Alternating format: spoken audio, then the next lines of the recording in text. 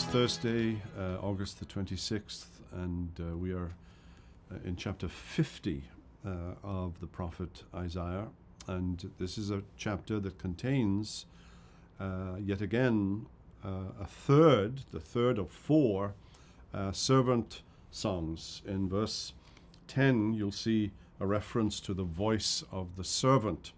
And the servant song itself, we won't get to that today, but I want to look at the opening introduction to the servant song in chapter 50 and looking today at verses 1 through 3.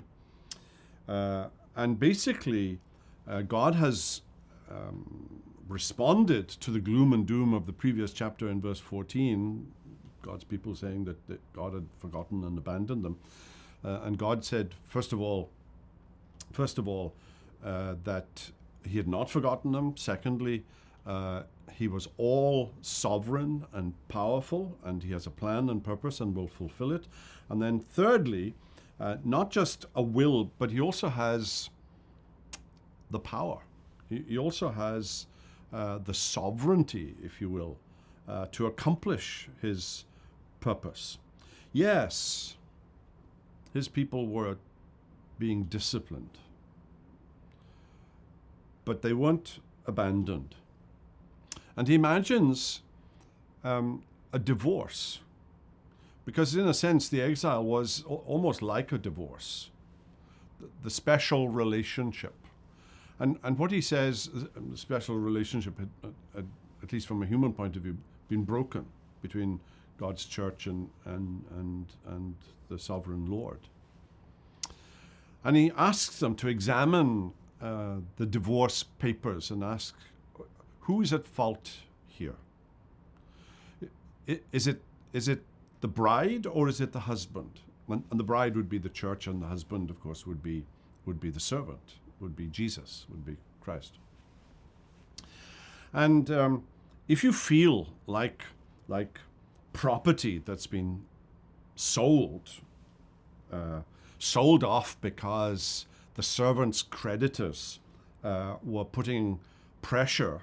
Well, who is the servant? The servant is the sovereign Lord. The sovereign Lord doesn't have creditors.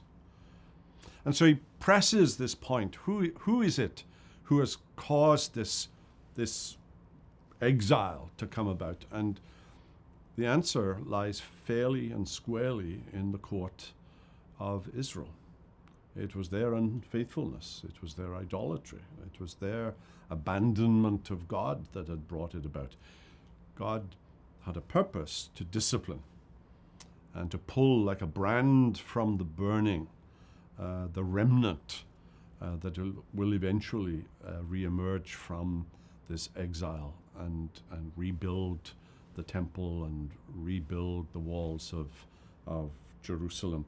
So stop feeling sorry for yourselves.